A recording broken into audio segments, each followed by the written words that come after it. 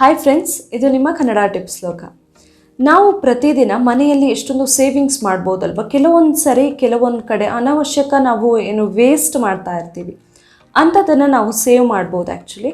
So ಇವತ್ತಿನ ವಿಡಿಯೋದಲ್ಲಿ ನಾನು ಗ್ಯಾಸ್ ಉಳಿಸೋದಕ್ಕೆ ನಾರ್ಮಲ್ ಆಗಿ 1 ತಿಂಗಳು ಬರುವಂತಹ ಗ್ಯಾಸ್ ಸಿಲಿಂಡರ್ ಅಥವಾ ಗ್ಯಾಸ್ 1.5 ತಿಂಗಳು ಬರಬೇಕು ಅಂತಾದರೆ ನಾವು ಏನು ಟಿಪ್ಸನ್ನು ಫಾಲೋ ಮಾಡಬಹುದು ಅನ್ನೋದನ್ನು ಹೇಳ್ತಾ ಇದ್ದೀನಿ. ಈ ವಿಡಿಯೋನ ಕೊನೆ ತನಕ ನೋಡಿ. ಹಾಗೆ ನೀವಿನ್ನೂ ಕನ್ನಡ ಟಿಪ್ಸ್ ಲೋಕ ಚಾನಲ್ನ ಸಬ್ಸ್ಕ್ರೈಬ್ ಮಾಡ್ಕೊಂಡಿಲ್ಲ ಆದರೆ ಪ್ಲೀಸ್ ಸಬ್ಸ್ಕ್ರೈಬ್ ಮಾಡಿ, ಹಾಗೆ ಪಕ್ಕದಲ್ಲಿರುವ ಬೆಲ್ ಐಕಾನ್ ಕ್ಲಿಕ್ ಮಾಡಿ. ಅದರಿಂದಾಗಿ ನೀವು ನಾನು ಹಾಕುವಂತಹ ಎಲ್ಲ ವಿಡಿಯೋಗಳನ್ನು ಬೇಗನೆ ನೋಡಬಹುದು. ಸೊ ಮೊದಲನೇದು, ಗ್ಯಾಸ್ ಉಳಿಸೋದಕ್ಕೆ ತುಂಬಾ ಒಂದು ಇಂಪಾರ್ಟೆಂಟ್ ಟಿಪ್ಸ್ ಅಂತ ಹೇಳಿದರೆ, ಕೆಲವೊಂದು ಸರಿ ಏನಾಗುತ್ತೆ, ನಾವು ತುಂಬ ವರ್ಷಗಟ್ಟಲೆ ಒಂದೇ ಗ್ಯಾಸ್ ಸ್ಟವನ್ನು ಯೂಸ್ ಮಾಡ್ತಾ ಇರ್ತೀವಿ ಅಲ್ವಾ. ಓಲ್ಡ್ ಗ್ಯಾಸ್ ಸ್ಟವ್, ಅದು ಸರಿ ಬೇರೆ ಇರಲ್ಲ. ಸೊ ಅಂಥದ್ದನ್ನು ನಾವು ಯೂಸ್ ಮಾಡೋದ್ರಿಂದ ಏನಾಗುತ್ತೆ, ಗ್ಯಾಸ್ ತುಂಬಾ ವೇಸ್ಟ್ ಆಗಿ ಹೋಗುತ್ತೆ. ತುಂಬ ಗುಡ್ ಕಂಡೀಷನಲ್ಲಿ ಇಲ್ಲದೆ ಇರುವಂತಹ ಗ್ಯಾಸ್ ಸ್ಟವನ್ನು ಯೂಸ್ ಮಾಡೋದ್ರಿಂದ ಗ್ಯಾಸ್ ವೇಸ್ಟ್ ಆಗುತ್ತೆ. ಸೊ ಅದನ್ನು ನಾವು ಅನಾವಶ್ಯಕ ಒಂದು ವೇಸ್ಟ್ ಅಂತಲೇ ಹೇಳಬಹುದು. ಅದನ್ನು ಕೂಡ ನಾವು ಅವಾಯ್ಡ್ ಮಾಡಬಹುದು. ಇನ್ನು ನಾರ್ಮಲ್ ಆಗಿ ನಾವು ಗ್ಯಾಸ್ ಕೆಲವು ಸರಿ ಲೀಕ್ ಆಗ್ತಾ ಇರುತ್ತೆ ಅಲ್ವಾ. ಗ್ಯಾಸ್ ಪೈಪನ್ನು ನಾವು ಅಟ್ಲೀಸ್ಟ್ 6 ತಿಂಗಳಿಗೆ ಒಂದು ಸರಿ ಏನಾದರೂ ಚೇಂಜ್ ಮಾಡ್ತಾ ಇದ್ದರೆ ತುಂಬಾ ಒಳ್ಳೆಯದು. ತುಂಬ ಡೇಂಜರಸ್ ಕೂಡ ಹೌದದು, ವೇಸ್ಟ್ ಆಗ್ತಾ ಇದ್ದರೆ ಅಥವಾ ಲೀಕ್ ಆಗ್ತಾ ಇದ್ದರೆ. ಹಾಗೆಯೇ ವೇಸ್ಟೇಜನ್ನು ಕೂಡ ತಪ್ಪಿಸ್ಬೋದು ಕರೆಕ್ಟಾಗಿ ನಾವು ಹೊಸದನ್ನು ಅಥವಾ 6 ತಿಂಗಳಿಗೆ ಒಂದು ಸರಿ ಚೇಂಜ್ ಮಾಡೋದ್ರಿಂದ.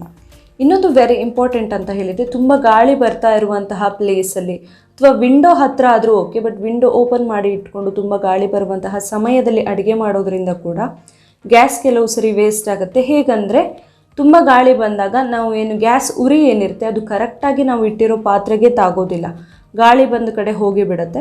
ಸೊ ಆ ಥರ ಆಗೋದನ್ನು ಕೂಡ ನಾವು ತಪ್ಪಿಸ್ಬೇಕಂತ ಹೇಳಿದರೆ, ಗಾಳಿ ಬರುವ ಪ್ಲೇಸಲ್ಲಿ ಆದಷ್ಟು ಅಡುಗೆಯನ್ನು ಮಾಡಬಾರ್ದು ಅಥವಾ ಗ್ಯಾಸ್ ಸ್ಟವನ್ನು ಇಡಬಾರ್ದು.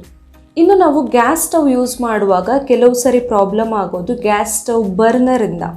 ಸೊ ಬರ್ನರ್ ಮೇಲೆ ಕೆಲವು ಸರಿ ನೀರೇನೋ ಬಿದ್ದಿರುತ್ತೆ ಅಥವಾ ಎಣ್ಣೆ ಬಿದ್ದಿರುತ್ತೆ, ನಾವು ಅದನ್ನ ಕ್ಲೀನ್ ಮಾಡೋದಿಲ್ಲ, ಹಾಗೇ ಯೂಸ್ ಮಾಡ್ತೀವಿ, ಅದು ಕರೆಕ್ಟಾಗಿ ಉರಿಯೋದಿಲ್ಲ. ಇದರಿಂದಾಗಿ ಕೂಡ ಗ್ಯಾಸ್ ವೇಸ್ಟ್ ಆಗುತ್ತೆ. ಹಾಗೆಯೇ ಬರ್ನರ್ ಕರೆಕ್ಟಾಗಿ ಕ್ಲೀನ್ ಮಾಡಿಲ್ಲ ಆದರೆ ಅದ್ರ ಒಳಗಡೆ ಮಸಿ ಥರ ಎಲ್ಲ ಕಟ್ಕೊಂಡಿರುತ್ತೆ ಅಲ್ವಾ, ಅದು ಕ್ಲೀನ್ ಮಾಡಿಲ್ಲ ಅಂದರೆ ಕೂಡ ಗ್ಯಾಸ್ ವೇಸ್ಟ್ ಆಗಿ ಹೋಗುತ್ತೆ. ಉರಿ ಕರೆಕ್ಟಾಗಿ ತಾಗೋದಿಲ್ಲ, ಪಾತ್ರೆಗೆ ತಾಗೋದಿಲ್ಲ, ವೇಸ್ಟ್ ಆಗ್ತಾ ಇರುತ್ತೆ. ಇನ್ನೊಂದು ಅಂತ ಹೇಳಿದರೆ ಟಿಪ್ಸ್, ನಾವು ಕೆಲವು ಸರಿ ಏನು ಮಾಡ್ತೀವಿ, ಇಷ್ಟೇ ಸಣ್ಣ ಪಾತ್ರೆ ಇಡ್ತೀವಿ ಸ್ಟವ್ ಮೇಲೆ, ಬಟ್ ದೊಡ್ಡ ಉರಿಯಲ್ಲಿ ಇಟ್ಬಿಡ್ತೀವಿ. ಸೊ ಆ ಥರ ಆದಾಗ ಗ್ಯಾಸ್ ಸ್ಟವ್ ಉರಿ ಜಾಸ್ತಿನೇ ಇರುತ್ತೆ, ಫುಲ್ ಹೊರಗಡೆ ಎಲ್ಲ ಹೋಗ್ತಾ ಇರುತ್ತೆ. ಅದರ ಬದಲಾಗಿ ನಾವು ಚಿಕ್ಕ ಪಾತ್ರೆ ಇಟ್ಟರೆ ಅದಕ್ಕೆ ಸಾಕಾಗುವಷ್ಟೇ ಲೋ ಫ್ಲೇಮಲ್ಲಿ ಇಟ್ಟರೆ ತುಂಬಾ ಒಳ್ಳೆಯದು. ಪಾತ್ರೆ ತಳಕ್ಕೆ ತಾಗಿದರೆ ಸಾಕಾಗುತ್ತೆ.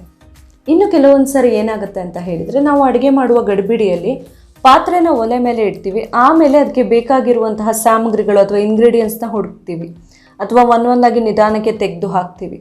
ಸೊ ಈ ಥರ ಮಾಡೋದ್ರಿಂದ ಕೂಡ ಗ್ಯಾಸ್ ವೇಸ್ಟ್ ಆಗಿ ಹೋಗುತ್ತೆ. ಅದರ ಬದಲಾಗಿ ನಾವು ಏನು ಮಾಡಬಹುದು ಅಂತ ಹೇಳಿದರೆ, ಎಲ್ಲ ಇಂಗ್ರೀಡಿಯೆಂಟ್ಸ್ನ ಫಸ್ಟಿಗೆ ಸ್ಟವ್ ಹತ್ತಿರ ರೆಡಿ ಇಟ್ಕೊಂಡು ಆಮೇಲೆ ಒಲೆನ ಹಚ್ಚಬೇಕು.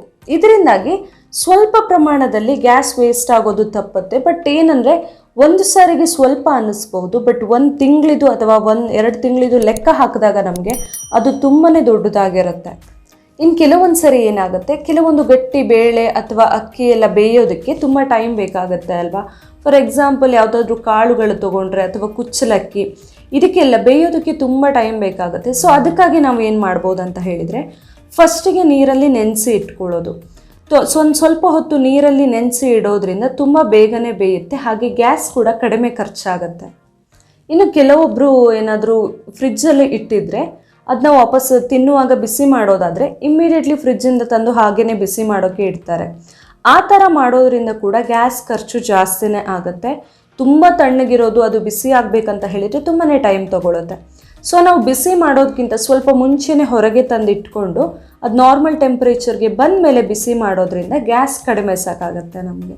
ನಾವು ನಾರ್ಮಲಿ 1 ತಿಂಗಳು ಬರುವಂತಹ ಗ್ಯಾಸ್ ಇನ್ನೊಂದು 2 ವಾರ ಎಕ್ಸ್ಟ್ರಾ ಬರಬೇಕು ಅಂತಾದರೆ ಈ ಥರ ಸಣ್ಣ ಪುಟ್ಟ ಉಳಿತಾಯಗಳನ್ನು ಮಾಡಬೇಕಾಗತ್ತೆ. ಎಲ್ಲಿ ಅನಗತ್ಯ ವೇಸ್ಟ್ ಆಗ್ತಾ ಇರುತ್ತೆ, ಲೀಕ್ ಆಗ್ತಾ ಇರುತ್ತೆ, ಅದನ್ನೆಲ್ಲ ಕರೆಕ್ಟ್ ಮಾಡ್ಕೊಳ್ಬಹುದು. ಇವತ್ತಿನ ಈ ಟಿಪ್ಸ್ ನಿಮಗೆ ಖಂಡಿತವಾಗ್ಲೂ ತುಂಬ ಜನಕ್ಕೆ ಹೆಲ್ಪ್ ಆಗುತ್ತೆ ಅಂತ ಅಂದ್ಕೊಂಡಿದ್ದೀನಿ. ಈ ವಿಡಿಯೋ ಇಷ್ಟ ಆಗಿದ್ದರೆ ಕನ್ನಡ ಟಿಪ್ಸ್ ಲೋಕ ಚಾನಲ್ನ ಸಬ್ಸ್ಕ್ರೈಬ್ ಮಾಡಿ, ಹಾಗೆ ಈ ವಿಡಿಯೋನ ಲೈಕ್ ಮಾಡಿ, ಹಾಗೆ ಶೇರ್ ಮಾಡೋದನ್ನು ಮರಿಬೇಡಿ. Thank you.